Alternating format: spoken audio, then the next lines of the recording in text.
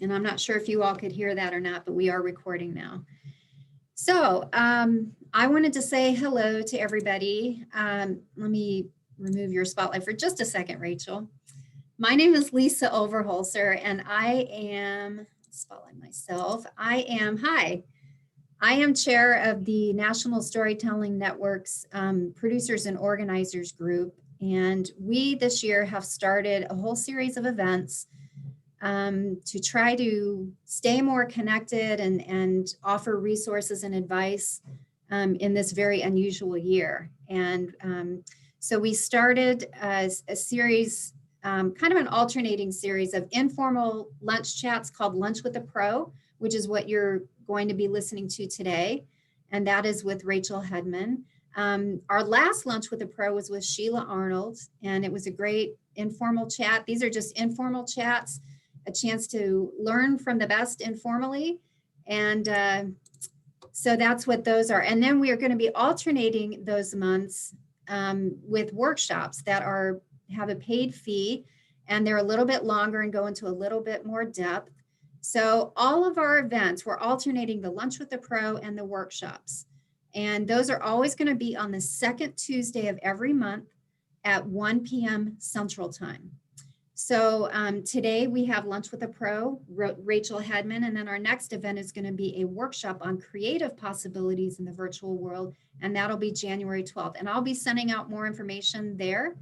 If you'd like to join PRO-SIG, if you're not a member of PRO-SIG, you can visit our website, and I will put that into the chat, and you can get notifications of all our upcoming events.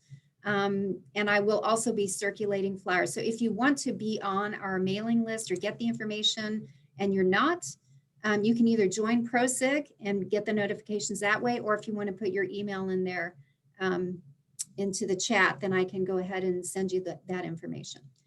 So without further ado, I do want to introduce our expert pro today, and she's wonderful. Rachel Hedman is a real go-getter. She competed in storytelling as a sophomore in high school in 1994. And she says everything went wrong with her first telling and she considered quitting. By her senior year, she received 5th in the state, which was Wisconsin, for storytelling. She launched the BYU Storytelling Club as a freshman and earned the Service Award. She became the first recipient of the J.J. Renault Mentorship Grant from the National Storytelling Network, and she trained with Don Doyle. For 15 years, Rachel mentored California high school tellers and received the Arn Nixon Storytelling Award from them. She has been the Youth Educators and Storytellers Alliance, which is the YES group. She's been the co-chair of that organization. She's been a National Youth Storytelling Showcase board member and Utah Storytelling Guild president. She received the National Oracle Award from NSN for service and leadership in the Western region and the Karen J. Ashton Award for storytelling service, specifically in Utah. For 8 years, she served the WSU Storytelling Festival, becoming storytelling chair, and started the annual Youth Teller Reunion. Meanwhile, as if that wasn't enough, she completed her storytelling master's from East Tennessee State University. The adoption folktales thesis was defended 2 days before adopting 2 boys with their husband, Casey, and they have since adopted a girl, so a growing family. She kickstarted Story Crossroads, which is a Salt Lake County storytelling festival in 2016, and continues to expand it with the dream of an Olympic-level 6-day event called World Story Crossroads, no later than 2030. Currently, Story Crossroads holds year-round events from live to virtual, shared in the form of performances, workshops, camps, and training from youth to adults. So as you can see, she's a real go-getter, and she's a pleasure to know, and she has all kinds of advice and helpful tips. So without further ado, I'm going to take myself off here, and there's Rachel. I'm going to go ahead and spotlight her, and Rachel, take it away. Well, it's wonderful to share with other people who love to produce and create things. But of course, before an event can even happen, there has to be a dream. And even those, some of the things like Story Crossroads hasn't been around as long, but yet the dream itself had been there way back in 2000.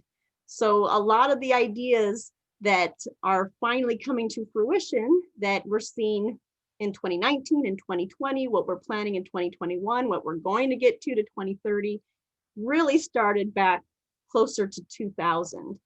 And I'm a big believer in, if you have a dream, then you can make it happen. There is not a maybe it can happen. It's a yes, it can happen. And with that kind of excitement, then you can figure out what the extra steps would be to make it happen, not just stay in that dream mode. Now, for me, what I did before even launching to what we see now with Story Crossroads, I did a lot of brain trust sessions. And I had a mixture of different people, different ages, different backgrounds to help me with it. We would record them. I would then reflect on them. And even when I was working my master's in storytelling, outside of class time, I invited classmates and David Novak to be with me to share what would we even call something like this, to what would match the dream of what's happening here. And at the time, Story Crossroads, it just didn't have that name. All we knew is it had to have story in it. And we knew it probably had to have world in it, but we didn't, it was confusing about, well, what do we call it? Do we call it a festival? Do we call it a conference? Do we call it a, and sometimes it's just simply good to have a name that will work for anything. And so in the long run, it turned into Story Crossroads. And all of these things are not possible unless you can decide what will never change and what are you willing to change. Because we know that change is just normal. This is even before the year 2020. There will be changes. What does that mean?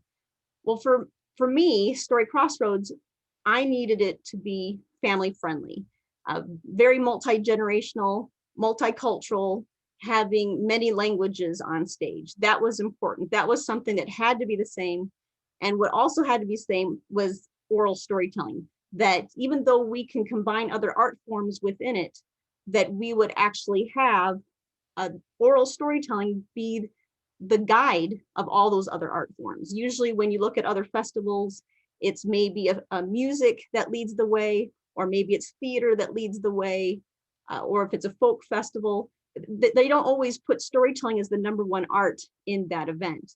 But if this is something guided by storytelling, and then we invite musicians and we invite puppetry or invite visual arts, that has a whole different feeling to it.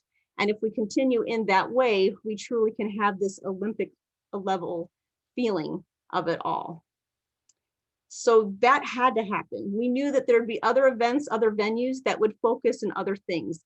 Yes, we do have events that can be geared more for the older audience, maybe teens and adults, but even then the material that we present is in a family-friendly kind of nature, more geared for middle school, high school and such. But we're not looking to do the edgy things, knowing that there's other groups and people who will cover that. So we didn't need to ourselves. So that was important. When we knew that, and then 2020 came, do we go virtual? You know, I know for a long time, a lot of people were hemming and hawing and figure out, what are we going to do? How long is this really going to last? Well, instead of waiting for things to just, end, you might say, we decided to move along with it. And we discovered that when you are a long-term planner, you can make short-term plans. And we had to. We always, when we focus on a festival, we have at least a year when we're planning it. And when it came with the shutdown, our festival was in May, we had to switch gears towards the middle of March. We had to. There was no choice in that matter for the safety of everybody. But because we had already planned so much, even though that was live planning, not virtual, it made it easier for us to make it happen within a 1-month time. And we did. In 1 month, we were able to do some self-teaching and learning some tech skills that never ever before did we think we would need to do. And we had to embrace this mighty, mighty change. and decide, okay, do we feel like we're still honoring oral storytelling? And when we could say to ourselves, yes, we are still honoring oral storytelling, it felt better to move on.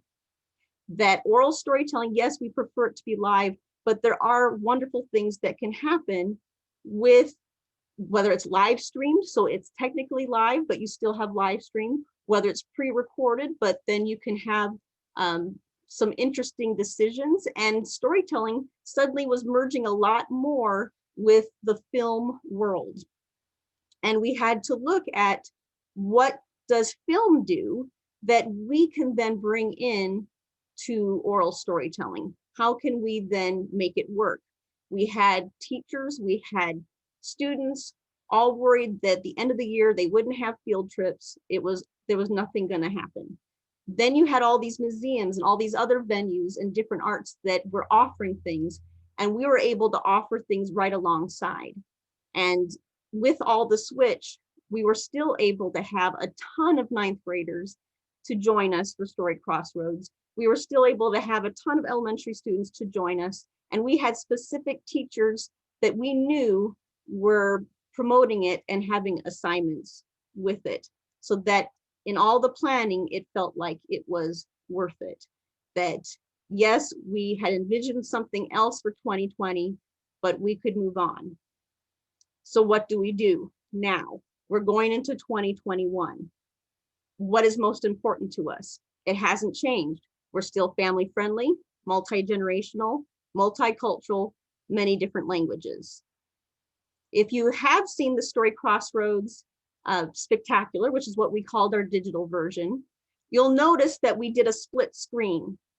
And we did that. It was very important to us because we needed American Sign Language. Since our very first year, remember, you find those things that you're never ever going to change about your event or what you're going to do or offer. We had to offer American Sign Language. That was important to us from the beginning. So even though we didn't know the tech skills yet, we knew that we could reach out to people who did have the tech skills. And we had to set up test runs and make sure that we did them really quickly. So if we needed to do another test run, we could do so. And that way we could test the split screen. The first test run didn't work out that great, but the second test run, it worked. And we finally could feel, okay, we were promising American Sign Language, it will still be there, and we'll still be able to reach out beyond, you might say, a typical audience. We're reaching out to many different groups. We feel a lot more diverse, and this is good. Well, then, after thinking about that, we realized we need to continue this. So 2021, we're still going to do split screens, but now we have more options to play around with. We did live streaming, and we're still going to do some things that are live stream, but now we can pre-record. And when we get a pre-recording with enough time, we can actually put American Sign Language after the fact. It will give our interpreters even more time. So instead of improv in the moment trying to sign, they could actually maybe even think about it a little bit more if they so chose. They may not choose to do that. And then we can piece them together, and then we're able to premiere that piece out. We debated a lot about what kind of platform do we want to use, because we gave it for free in 2020 because we were trying to help the teachers to have some kind of field trip. We knew that was not a sustainable model. So then we looked and considered all the different expensive platforms out there that can cost $1,500, $2,000, lots of money. And in the long run, it doesn't really work if your focus is to get virtual field trips. It works for general audience members, but it doesn't work that great for virtual field trips. And because we're very education focused with Story Crossroads, we had to think more that direction. We had to do our research. We had to reach out to our school districts and find out which platforms would they be willing to share with their students. And of course, pay for the ticketing. In the end, what all of our school districts said that they loved and what they could share was YouTube, unlisted YouTube. I've seen it work. I've seen Jessica Robinson with the Women's Storytelling Festival use an unlisted playlist with YouTube. And people were still able to buy their tickets, and then people were able to then get that link and watch it all. That's what we're able to do for our virtual field trips for this next year. I was telling Lisa just today, we just now sent our first launch with the virtual field trips. If you're curious, even just on a producing standpoint of what we're doing, I feel very good about what this looks like for us. So if this helps you to figure out more about what I'm talking about, I'm putting in chat what we launched out to our teachers, which is the storycrossroads.org/virtual field trips. And for them, they may not be interested in our full week of our festival. They are looking for when it really starts for them. But we do link our entire plan of the festival, and it is quite the hybrid. And whenever you do a hybrid, you have to make sure that not only will it work for your performers, but it works for the videographers or any of the tech people. And before we even launched anything like this, we made sure the videographer said, I can do this. When the videographer says we can do that, then that was really, really great to hear.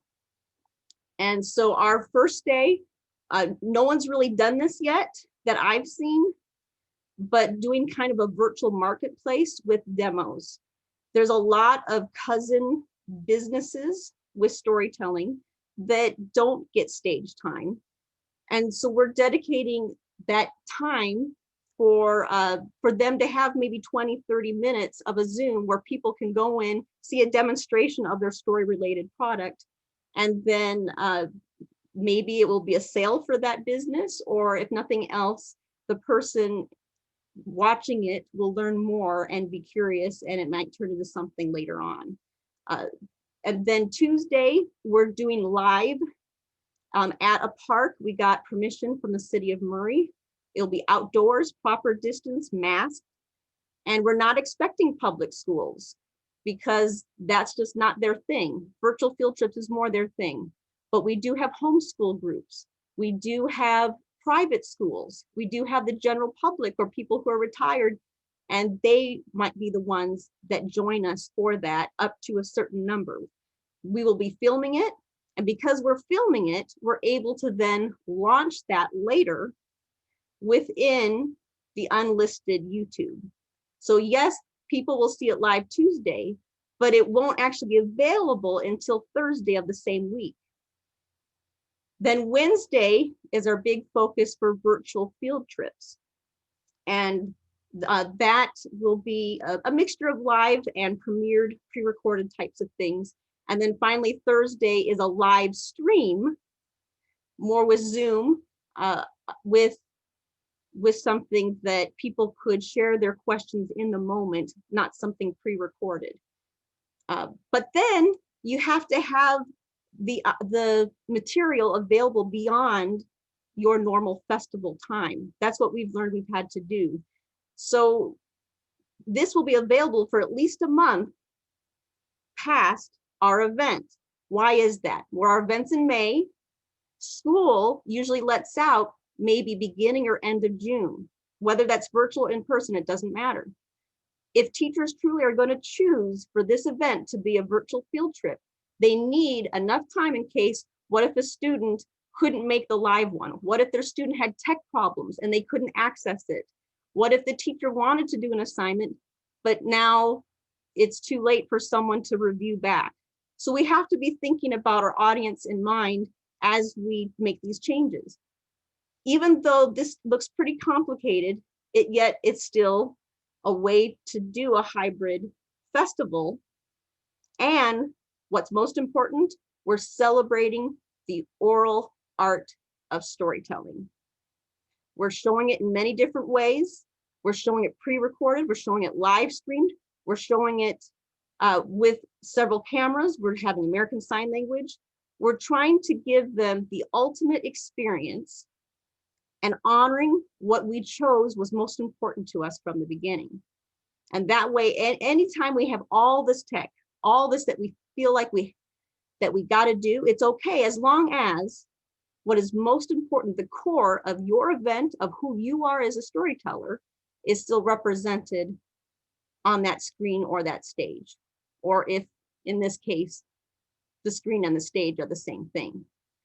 So that gives you an overview. I'll be curious about your questions. It may not even be into what I just delved into, but there's so much that we can do to adapt and still be true to the oral art of storytelling.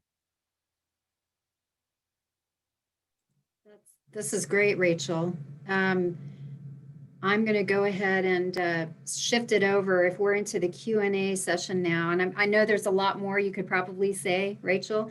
I'm going to go ahead and remove Rachel's spotlight and put us into gallery view now. And just to remind everybody, we are recording this. So if you don't want to be visible in the recording, this is just a reminder before I put it into gallery view, that if you want to stop your video, you can do that, but we are recording this.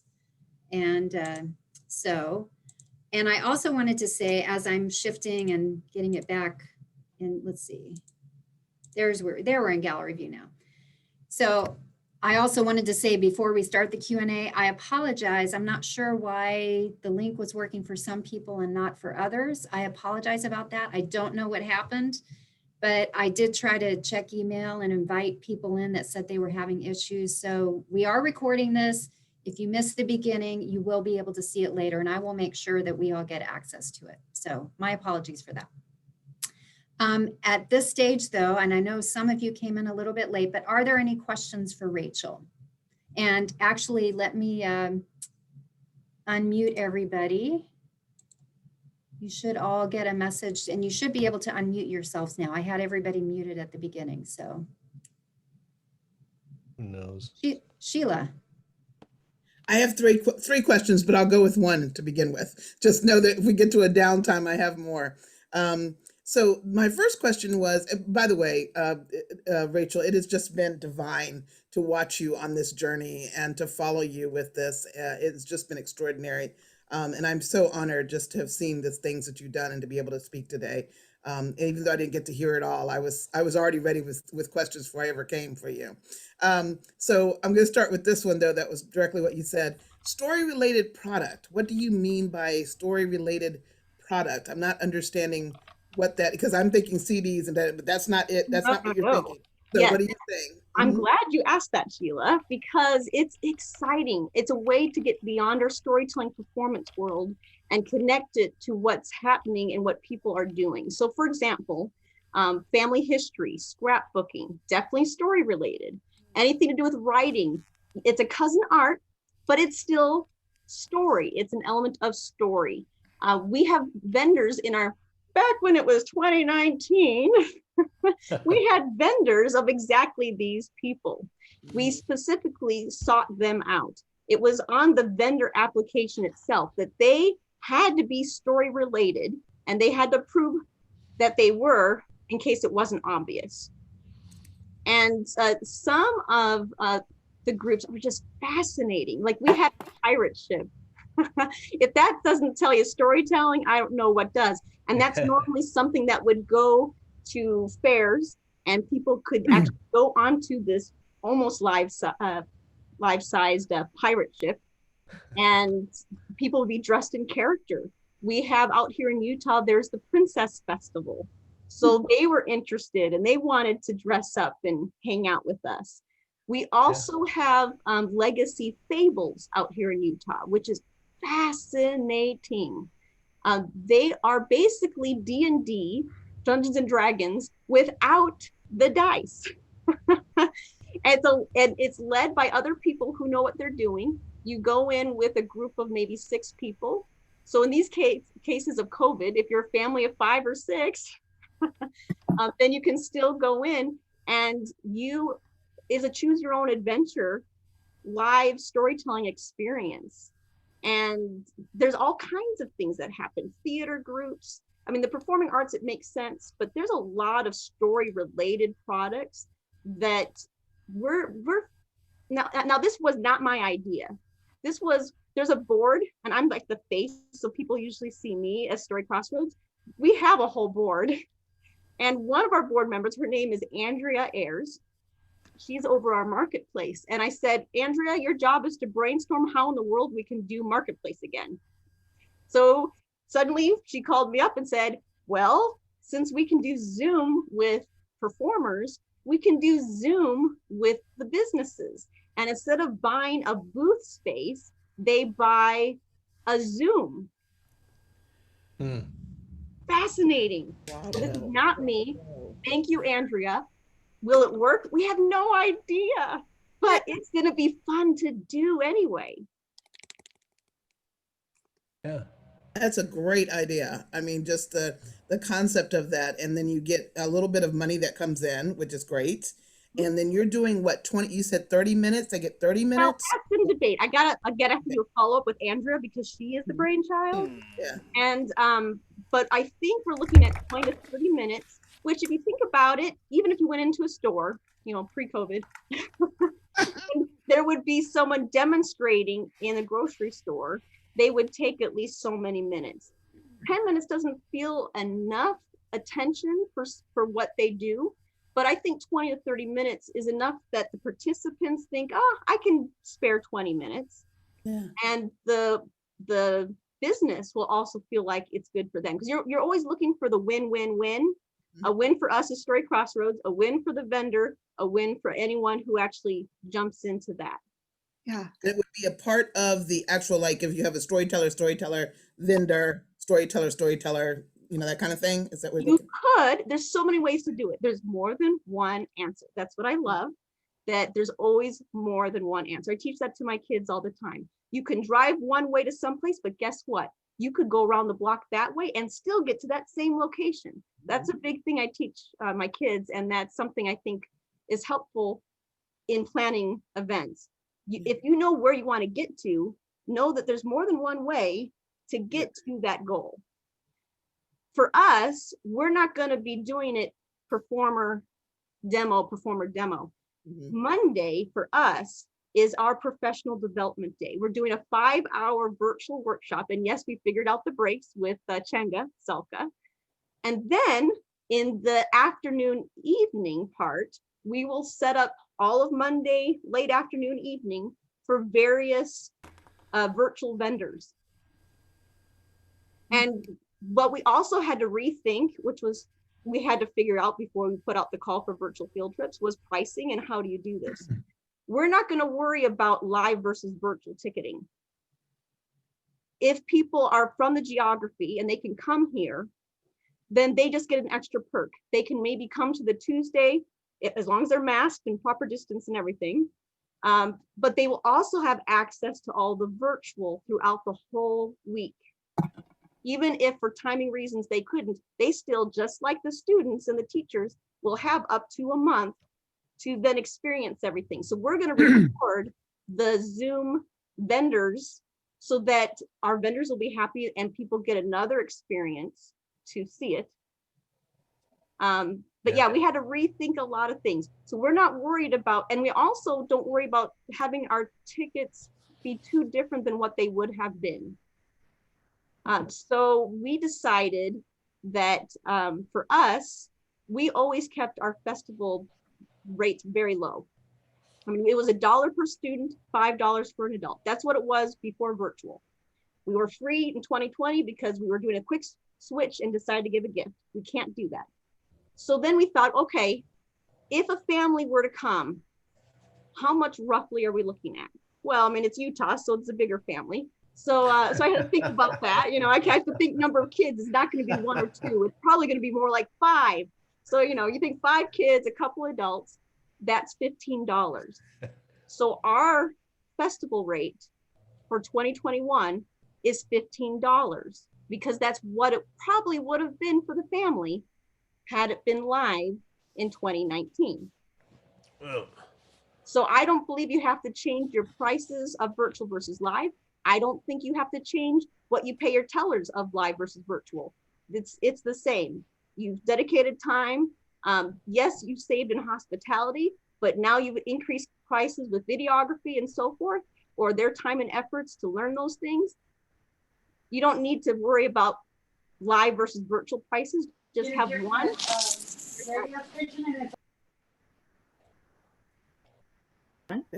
Thank you. Are there anybody else have questions? Rachel? Jim? Hey, Rachel, this is great. It's very inspiring. Thank you.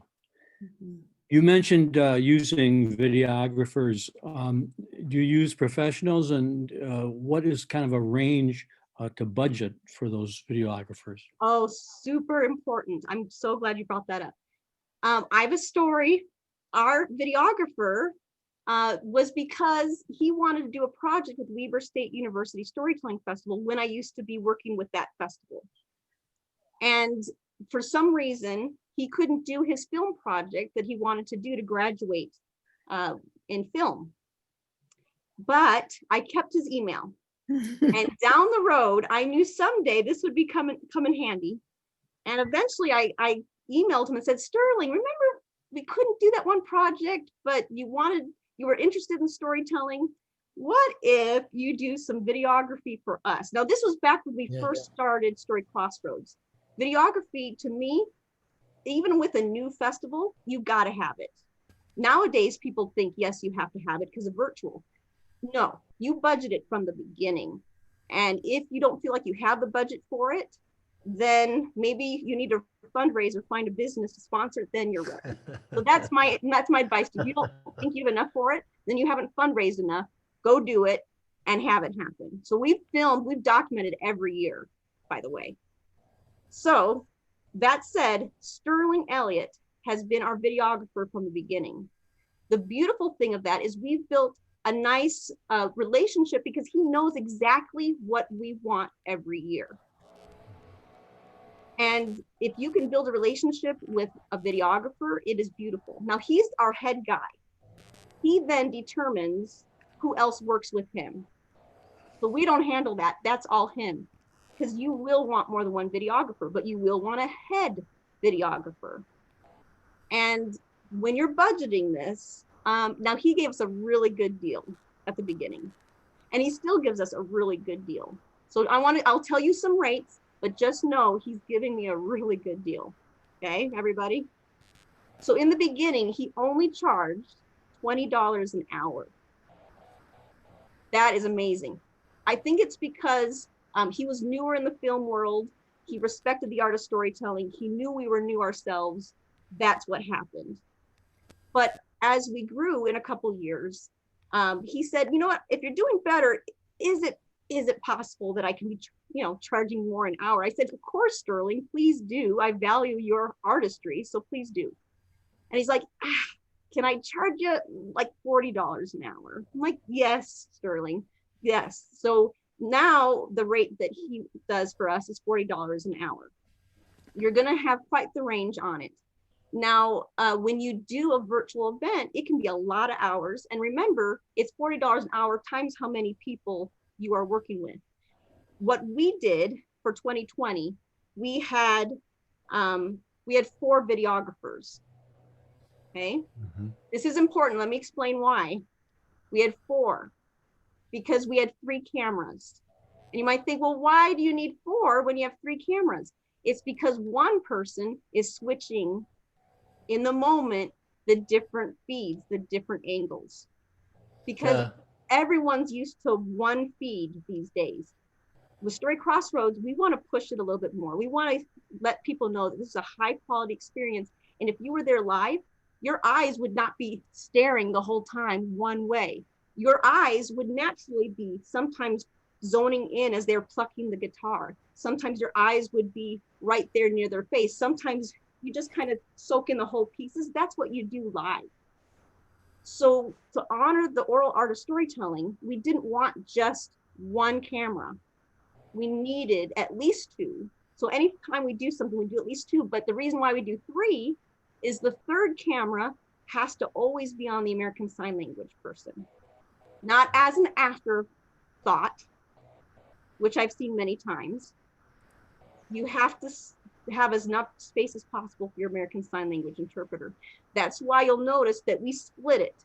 We didn't do a small little rectangle. we split it because it was important. We couldn't have that be too small on people's screens for American Sign Language. And so yes, so 2 cameras at all times, always, for the performer. Got it. 1 camera if you're going to do American Sign Language, which I highly recommend that you do. And then 1 person who's like your button switcher. And that takes a lot of effort. And yes, I knew Sterling was amazing and we could have done it with 3 videographers, but I didn't want to risk it. I didn't want to risk the quality. So we did it. In the end, what we ended up paying for 2020, and this was 1 full day. So we had morning sessions and we had evening sessions. We paid close to $1,500 for all the videography, which actually is not that bad at all. Think about it. If you would have normally spent $1,500 for 3 storytellers and their flights, that's not that different. You're adjusting and you're putting what you would have done for the flight, the hospitality, to that. What we're doing with Chenga is we were hoping to bring her out in 2021, but her country's kind of locked down. Ours is kind of, it's kind of hard to travel. In the end, what we decided is the money we would have sent to her ahead of time for travel, we are dedicating that money. We both agreed on it. We're dedicating that money to videography, that we knew there had to be at least 2 cameras and for sure, and 1 videographer that will be filmed in Hungary, where she is from. And then that videographer will be in connection with my videographer to make sure that it's the right speed, everything. So we're ready for virtual field trips. So yes, videography is huge. And if it's not in your budget, it has to be. If you don't have the budget, fundraise it. I have a question about that, if I could. Of course. Help me understand just a little bit. Are we talking about finished product cost? Are we talking about multiple, you say you had 3 or 4 videographers. We're talking about $40 per videographer or $40 for the entire service, and they select the number of videographers needed to do the job. How do you put all that together? We know the length of the performances, so you can kind of guess already. And if it's live and they are editing on the spot, you're not going to suddenly pay an extra fee for editing afterwards, because technically they're editing in the moment. So it's cheaper if they edit in the moment than if you film, edit it, and then you're paying for the filming and the editing. So it's $40 an hour per person. Yes, so you need to budget it. That's why when we did Story Crossroads, it was 1 day, we had a few different sessions, and in the long run, it ended up being about $1,500. But that also, let me remind you, that included our test runs. We need to pay our videographers when we do test runs. So that included test runs, not just the day of the event. Am I loud now? No. I can hear you now. We can hear Oh, you, you Jeff. can? Yeah. I've done a lot of video, like 20 years of it, of a live festival. And what I would do would be get the students at the local community college to come in who were working to earn a credit for their class, and then pay the videographer who was the switcher. So he would, if through little earphones, tell them to move in, move out. He would command the shoot. So you really needed a brain and a bunch of hands. And I found that basically 1 honorarium to the brain and let him work the students was another way to do it. And sometimes I'd switch them because I had 3 nights. The show went 3 hours, so I'd use different directors, different nights, so the students had a different director's experience as well. So that was another, it was fun to see the difference between different directors and the way they shot things. Right, and everyone is going to be different. And you might have a videographer and then for some reason you're not, jiving. Yeah. And that's fine. It just, I was super lucky with Sterling. He is amazing. I know that he could even help any of you, or he has his connections and he can reach out to people. He's internationally filmed. He's been in Iceland. He's been in Brazil. I mean, I'm just thrilled that he's still with us.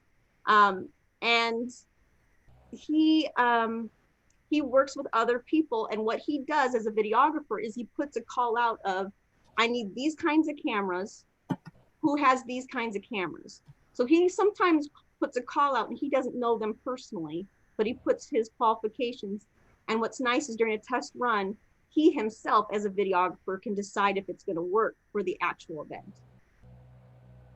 I have a very quick selfish question. We just had broadband with improved on our roof, little tiny saucer, and because we were cutting out terribly. So can you hear me and see me clearly without cutting you're out everybody? Oh, Yes. Well, thank God for open air communications.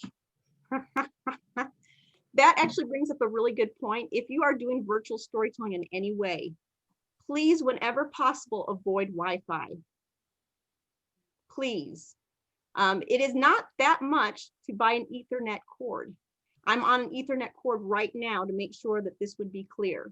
The best cord, as far as I know right now, because it changes, it's not just a cord and all cords are the same. They are not created equal. Right now, the latest that I know of is category 6 Ethernet cable cord. Yeah, category 6. Yep, exactly, Linda. So then you want to link that, and I'm on my laptop, but it's a 100 foot on purpose so that wherever I need to broadcast or connect, I can reach the room I want to reach. When it's virtual storytelling, my home turned into the festival grounds. Yeah. And in these situations, now we may have a live virtual plan for 2021, but we are all prepared if it has to be 100% virtual for whatever reason. And suddenly my backyard can be the outdoor field, and then my Ethernet cord could still be fine for Sterling for his videography purposes. And then I also have my inside of my home, and that's what you see if you watch Story Crossroads Spectacular. That's inside my home. So that way I try as much as possible to get away from Zoom screens. And if my storytellers are going to record on their own, they must be with a videographer. Because the quality is better. Quality's better, and we're putting a festival level event. So we have to match it with our videography. That's great. Any other questions from anybody? Just maybe put your hand up, or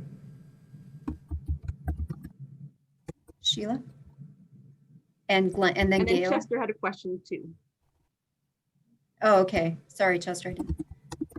I don't know if I'll jump in there. You referenced, I understand you're talking about a digital camera, separate camera. I don't quite follow what you're saying. Not my computer camera, but I have a digital camera I haven't used forever, but I've got one. So is that what we're talking about? We're talking about a high-end $2,000 video camera that I don't own, but the videographer does. That's why you hire them, because they have the equipment. Or if they don't, they know what they need to make your dream possible. A couple times when in the earlier years with Sterling, he didn't have certain things, so we rented what he told me to get. So I got it, and then he was able to work it because he was a film student. He knew how to do this, even if the things had to be rented. Yes, you can do internships. Yes, you could do that and maybe have people film for free, but you get what you pay for. Keep that in mind. And you also want to value them. So once they graduate, do them a favor and make sure you pay them, even if in the beginning it was free and it was an internship. Right. Gail, did you have a question, or Sheila? And then Jeff has a question too. I was just gonna let Chester know that if you saw the National Storytelling Festival at all this past year, they used videography, but they did it differently in that they literally packed a case for us. So they worked with Jordy Wetzel, and I'm gonna try to see if I can put his there's his name, but I'll try to get his information. Jordy Wetzel, and he literally packed a suitcase box that was mailed to each of the individual storytellers with specific instructions and videos so that we all could do this on our own, and we all did it. And it was probably I felt like one of the highest quality of the performances for the festivals that came out. Others may not agree, but it was really very, very, very helpful and very teaching for that. But it was excellent. And they basically put all the money that would have been transportation to get us there, and all the food that we would have eaten, and all the hotel stuff that we would have taken up, all that, so that the storytellers were still paid storyteller fee, but the monies for all the other stuff was put into actually making that happen. And we would work our things out. We would all go videotape and do all the follow up, everything. Send in our link, our little disc, and to Jordy, and then pack the box, because they told us exactly how to repack the box. Pack the suitcase up, and then tell them it was ready for pickup, and then they would send the suitcase to the next person, literally to the next storyteller to do. Some people found it very difficult. Some people found it difficult.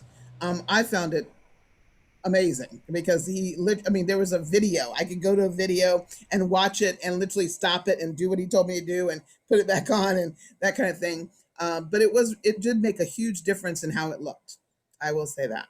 And we had actually debated that ourselves, but we didn't want to put the extra stress and pressure on the storytellers. We wanted them to just focus on what they are super good at. And that's why what we're doing with Chenga is to actually have the videographers talk to each other. So Sterling will officially approve whoever Chenga then finds and go from there. And it's so much better when you can have a person do that, because they'll still be outdoors filmed.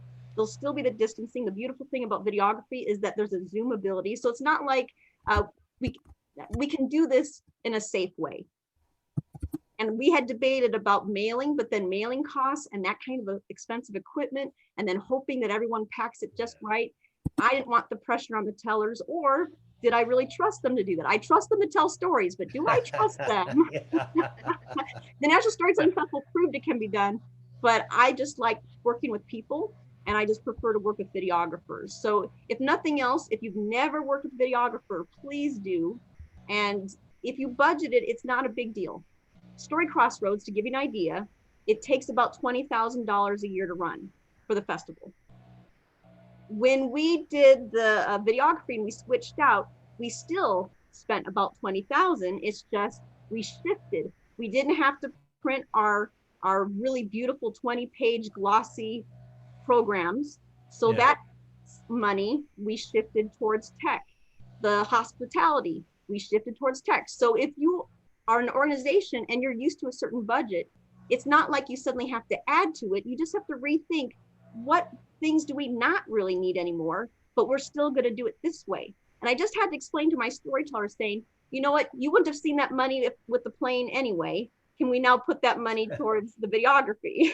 Right, sure. I mean, it gets spent, and then they don't get to see it and, buy chocolate or whatever, This is great information. I'm just trying to keep my eye on the time because it's about 10 till. And I know, Gail, did you have a question? You had your hand up earlier, and then Jeff. Well, Gail? I have a question. There's something about Utah, because I've talked for Leslie, and I know their love of storytelling. And I just want to put that out there, that your state is different, especially in the Salt Lake and, those other areas up in the mountains, sort of. It did make certain things easier. Yeah. I already came into storytelling as a youth teller, but not from Utah, but from Wisconsin. Mm-hmm. Well, then when I come to Utah, where youth storytelling is just what you do, if you put a storytelling event on in Utah and it doesn't have youth storytelling, there's something wrong.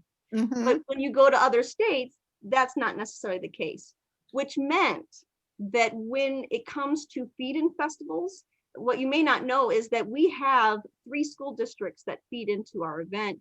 We're working on the other 2. There's 5 school districts in Salt Lake. But we already have connections. We do with all 5 districts every year. Yeah. And we're hoping within a few years, we're going to get more district level storytelling events. And it still can happen. You could still develop that now, because guess what? We are offering our youth tellers live or virtual spots for 2021. So if the parents are comfortable with it and they sign the permissions, then we will get them a spot and we'll do our normal sanitation measures that we're like a pro now at. And then if they don't, or they don't feel comfortable or whatever, they can film it.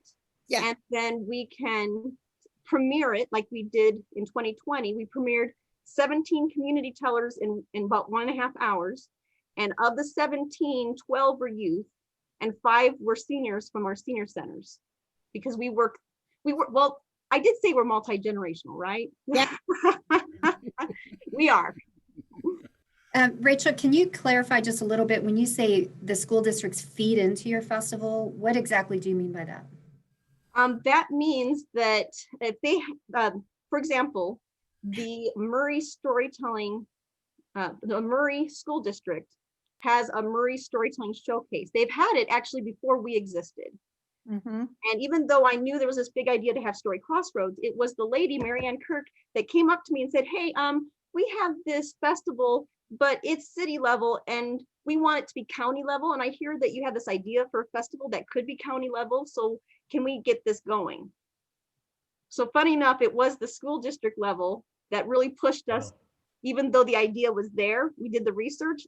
We knew that was the moment to latch onto, and boom, we launched. So we have 40 community teller spots. Of the 40, roughly 33, I know so it's funny to say 33 is a roughly, I should say 30, roughly 30, but 33 spots we usually dedicate to youth tellers, kindergarten through 12th grade. Wow. And every year we've filled it because we have feed-in festivals with the Murray School District, the Jordan School District, the Canyon School District. We're working on Granite and Salt Lake City, but we have friends there and we're working on it. Oh, I have to say this. In West Virginia, we did a grant.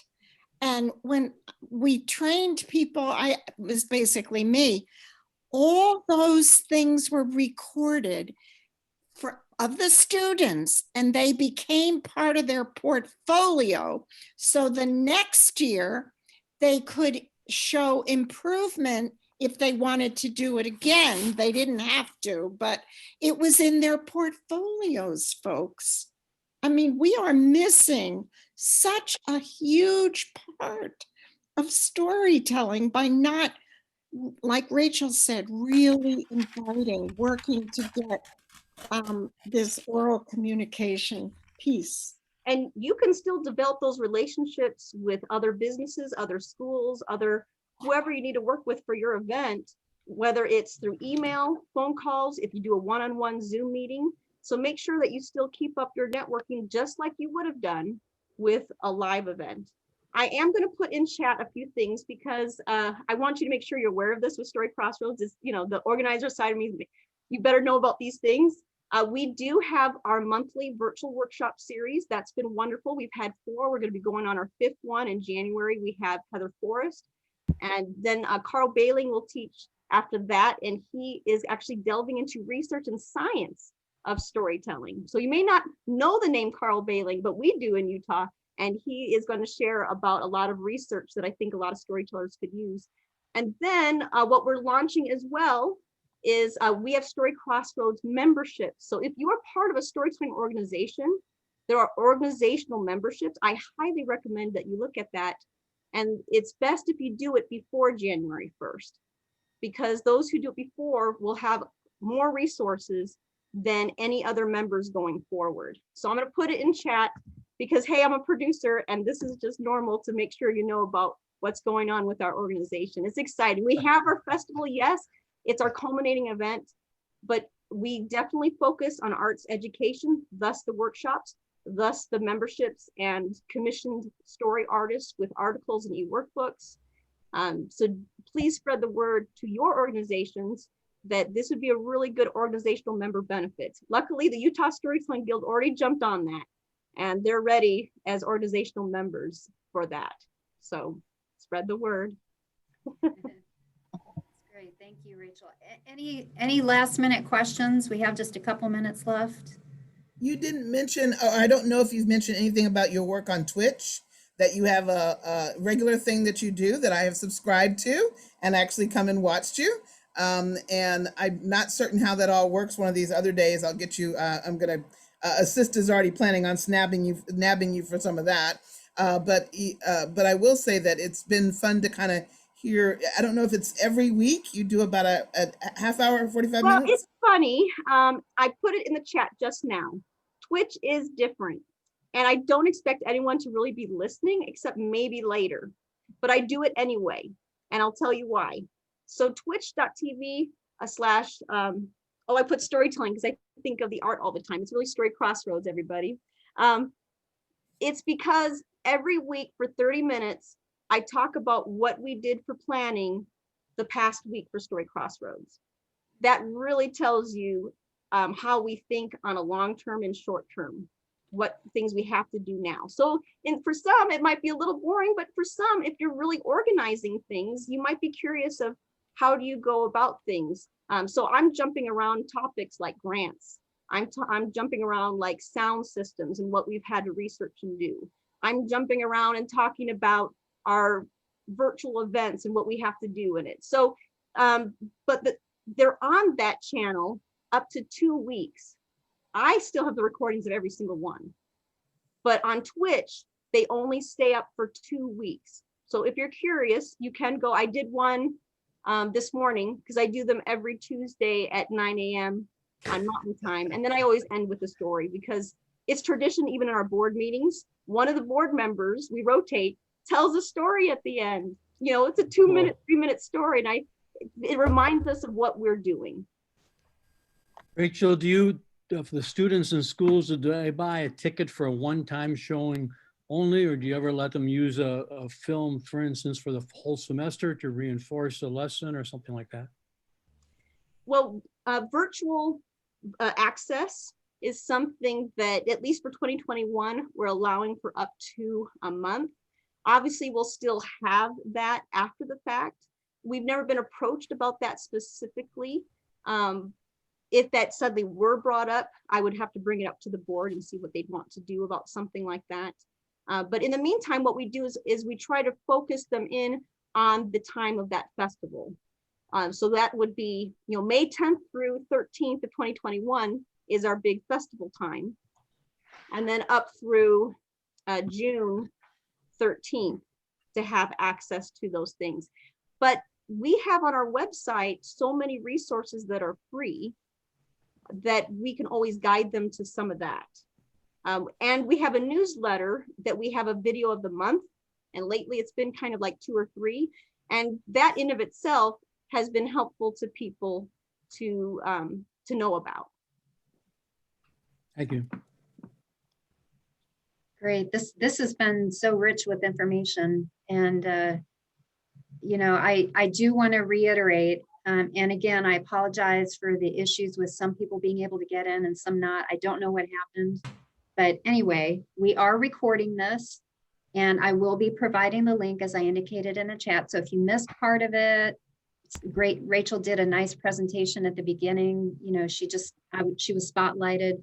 So I will be putting that link up, I believe on the NSN PRO-SIG page or the NSN YouTube channel. I'm not quite sure where it's going to go, but if you're not a PRO-SIG member, then please put your email in the chat so that I can make sure you're notified of where and when you can access this recording today.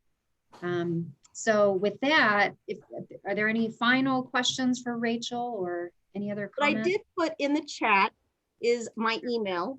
If you want to chat more, I love chatting with people. So if you even wanted to set up a Zoom and we just want to brainstorm some things together, that's helping me, it's helping you. I see it as a win-win. So I put the email in there. And as a reminder, if you're going to save your chat, on the lower right of the chat are those 3 horizontal dots. You can go ahead now and save the chat. Then you'll have my email and the other things in there. And it's just been a thrill. I could talk about this forever, but we do have to keep to that time. Please reach out. I'm not too scary to reach out to. Rachel's wonderful. She's very accessible and she's wonderful. So I want to thank everybody for joining us today. Just to remind you, we are having these monthly events, always the second Tuesday at 1 p.m. Central Time. Our next event will be Tuesday, January 12th at 1 p.m. It will be a workshop on creative possibilities in the virtual world. And we have some exciting presenters. I unfortunately don't have the registration ready today, but I will send that out just as soon as I can, hopefully in the next day or two, so that you can get signed up for that. And there is a discount for being a PRO-SIG member. So if you're not a PRO-SIG member, that might be an incentive to join. So thanks can't again for wait. joining us today. And everybody have a good day. And thanks, Rachel. Let's all give her a round of applause. Yes, very good. Wonderful to see everybody. And yeah, It's I can't hear if somebody's saying anything, but I see some claps in the chat. So thanks all. Have a good day. Well, good, thank you. bye. Yay, yay, yay. Anybody saw my note about new voices, please send them over to me. Yeah, 3 years, Sheila, 3 years thank or less of storytelling, so. we have a storytelling course that's offered here at UMSL, and they're getting ready for their student showcase. So I will put that out to that group. and Please see- do, because we're trying to make sure that a larger, wider people and gets to see some of those people that are kind of new, but are only known in little places, you know? So, Yeah, amen. we're purposely doing that with Story Crossroads. If you notice, every other month with our virtual workshop series is probably a name every so often that you maybe don't recognize, but in Mhm. Utah, we totally respect them. And we're trying to give them a chance to share beyond what we know is awesome. So Mhm. yes, we love being able to share that. And then of course, new voices in regards to youth. So there's many kinds of new voices. Yeah. Youth This is, and and this is more adult, but I really am looking forward. That's how I met Ginger Parkinson, was through her being on one of your things. yep, getting and to she'll be hear her. teaching a workshop a few months Yep. down. Yes. Wonderful. So, thank you. There's a Yes. question, Sheila. Will you have a Facebook post to share around as well about Yes, that? I will. I'll be putting that out too. Okay, But I great. want to come to my PRO-SIG first, people first, because y'all are working directly with people. You see them in a different light that maybe other folks see them, and so so I can, if you all say, yeah, that person worked well, then I trust it a little bit more. And if you say, they're nice. And I did want No one calls me nice. Is that what you're saying? to watch out for that. So PRO-SIG does have a Facebook page now. We're kind of trying to build up Okay. our followers and everything. So I will make sure to post it and share it there as well. That'd be great. Thank you. But yeah. Thanks everybody again. Thanks, Lisa. You're awesome making this happen. Rachel, great to see you. Thanks, Hi, Rachel. everybody. Great to see Bye, everybody. everybody. too.